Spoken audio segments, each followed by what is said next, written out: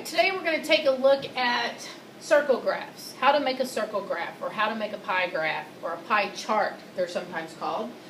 A circle graph shows blank of a blank. Think about that for just one moment. See if you can figure out what those blanks are. If you came up with a circle graph shows parts of a whole, then you're correct. The point of using a circle graph is to display information in such a way that all of the parts would total up to be 100%. And so today we're going to take a look at how you would build that. When we make a line graph or a bar graph, we just plot our information, plot the points, draw the bars. It's very simple, so to speak. But on a pie graph, getting the sections just the right size to represent the data you have, that can be a little tricky. So we're going to take a look at how we know how big to make each pie piece when we are graphing. One of the things that we have to be able to do is to be able to create the pie graph in such a way that each section corresponds to how much information each piece takes up. In other words, if everything equals 100% and one piece equals 1/5 of the information, then that sector, that piece of the pie, has to be exactly 1/5 of the size of the entire circle. So what we do is we figure out on the central angle, which are the angles that come from the center of the circle, we just figure out how many degrees we have to measure for each one of those in order to build each pie piece the correct size. So we're going to take a look at how to do that. First of all, you have to have some data. So what we're going to do in class is we're going to use this survey as our data. What is your favorite class in middle school? So we're going to make a frequency table here. We're just going to make some tally marks, and we're going to figure out how many students prefer social studies, science, reading, math, and language arts. And then we're going to build a fraction of that information, because each piece is going to be part of the whole percentage here, and we're going to know what fraction each piece represents. So if 1/3 of the students prefer science, then we'll have a 1/3 here, and that'll tell us that that would be 1/3 of our pie. So we're going to build that data information.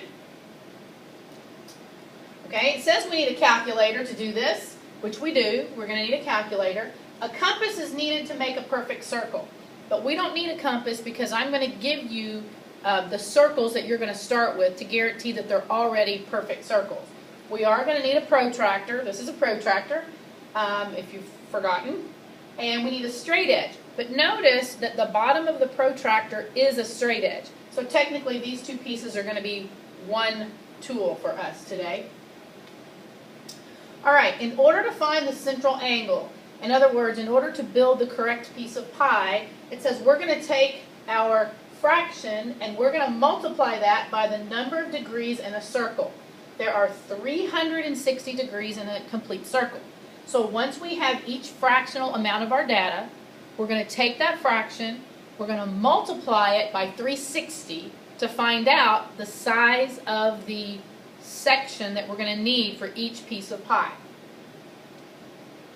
Okay, so now we have our fraction. You could change it into a percent if you wanted, listed here. We're going to multiply that fraction by 360 to get the angle measure. So for example, if half the students preferred science, 1/2 times 360 would be 180 degrees. So we would put a 180 degrees here.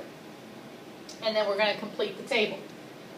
And then in order to build our graph, here's what we're going to do. We already have our perfect circle. I'm going to give you that. And then we're going to use our straight edge to draw a radius anywhere on the circle. So we're going to take our straight edge, we're going to start at the middle of the circle, and we're just going to draw a straight line, a radius, out to the edge. That's going to be our starting point.